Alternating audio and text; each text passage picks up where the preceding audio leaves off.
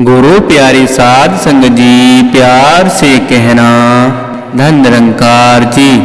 ऐसा संग जी दास उम्मीद करता है सदगुरु माता जी की कृपा से आप सभी बहुत ही कुशल से होंगे। दास आप जी के पावन चरणों में आज फिर से एक नई साखी के साथ सत्संग जी। भोला एक किसान था जो हमेशा अपनी गरीबी से परेशान रहता था। वह कथापुर नामक गांव में अपनी माँ के साथ रहता था। सत्संग जी, भोला अपनी माँ को बहुत प्यार करता था। वह हमेशा अपनी माँ से अपनी गरीबी का जिक्र करता रहता और चिंतित रहता। उसकी माँ उसे हमेशा 2 शिक्षा देती थी। सत्संग जी, वह पहली शिक्षा हमेशा ईमानदार रहो और कभी किसी का बुरा मत करो। सत्संग जी, वह दूसरी शिक्षा ईश्वर सभी को सही समय पर सब कुछ दे देता है। उसकी गरीबी भी भगवान सही समय आने पर दूर कर देते हैं। सत्संग जी, भोला बहुत ही सीधा था और हमेशा उसके दोस्त उसके भोलेपन का मजाक उड़ाते थे। अब सत्संग जी, एक दिन उसने एक सपना देखा कि उसके घर पे अचानक सोने सिक्कों की बारिश हो रही है।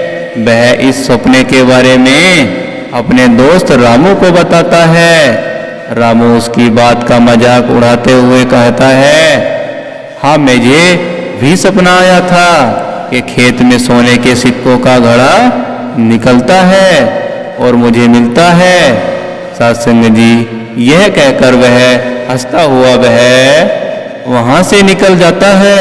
सत्संग जी, अब अगले दिन भोला अपने खेत में रोज की भांति हल चला रहा था।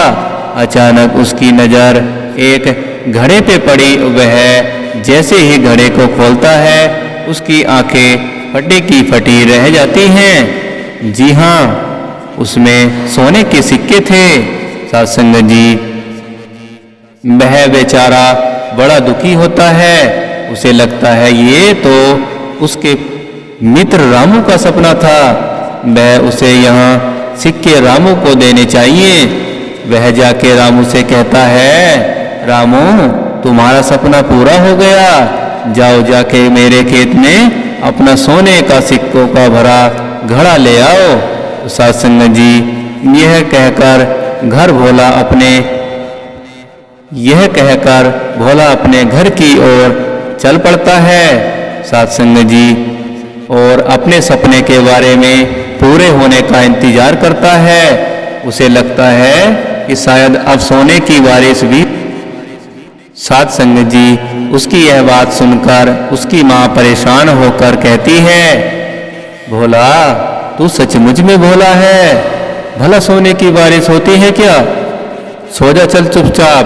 तो सत्संग जी, उधर रामू सोचता है, क्या यह मुझे बेवकूफ़ बना रहा है या यह खुद इतना बेवकूफ़ है? भला कोई ऐसा करता है क्या?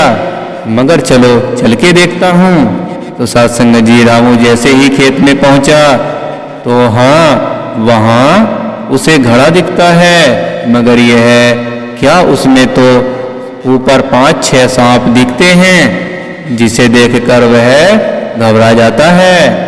उसे लगता है कि इस घड़े में कोई सिक्के नहीं हैं। भोले ने उसे नुकसान पहुंचाने के लिए खुद घड़ा यहाँ रखा होगा। तो सत्संग जी, रामू सोचता है, आज रात भोले के घर जाऊंगा और भोले की छत से यह घड़ा उसी के ऊपर उलट दूंगा। तो सत्संग जी, वह उसी रात वो भोला की छत पे चढ़ता है और देखता है नीचे आंगन में भोला सोया हुआ है। तो सत्संग जी, रामू घड़े का ढक्कन हटाता है और घड़ा पूरा भोले के ऊपर उल्टा कर देता है। तो सत्संग जी, सांप नीचे गिरते ही खेती की ओर बाहर चले जाते हैं। और यह क्या, अचानक से इतने सारे सोने के सिक्के भोले के ऊपर कहाँ से आए? क्या सोने की बारिश हुई? जी हाँ, नहीं। जी नहीं, घड़े में नीचे सिक्के थे, जो रामों को नहीं दिखे, उसे सिर्फ ऊपर के सांप दिखे। तो साध संगत जी, भोले के सारे सपने पूरे हुए, सोने की बारिश हुई, उसे सर्व का फल मिला। तो साध संगत जी, यह ईमानदारी का फल मिला। रामों को बुरे व्यवहार का दंड मिला। वह देव दुखी था, हाथ में आया सभी धन। अब तो साध संगत जी, माँ बहुत खुश थी, गरीबी दूर हो चुकी थी। तो साध संगत जी, हमें कभी भी किसी से झूठ नहीं बोलना चाहिए, हमेशा ईमानदारी से ही रहना चाहिए। साध संगत जी, हम जब ईमानदारी से सब कुछ ठीक ही करेंगे तो साध संगत जी, ये निराकार परम परमात्मा हम सभी को देख रहा है, सभी को जाने हार है। साध संगत जी, सब कुछ करने वाला यही है। तो दातार की रहमत सभी के ऊपर बरसती रहे, सभी तेरे चरणों में लगे रहें, ऐसा आशीर्वाद दें। साध संगत जी, प्यार और सत्कार से कहना, धन निरंकार जी।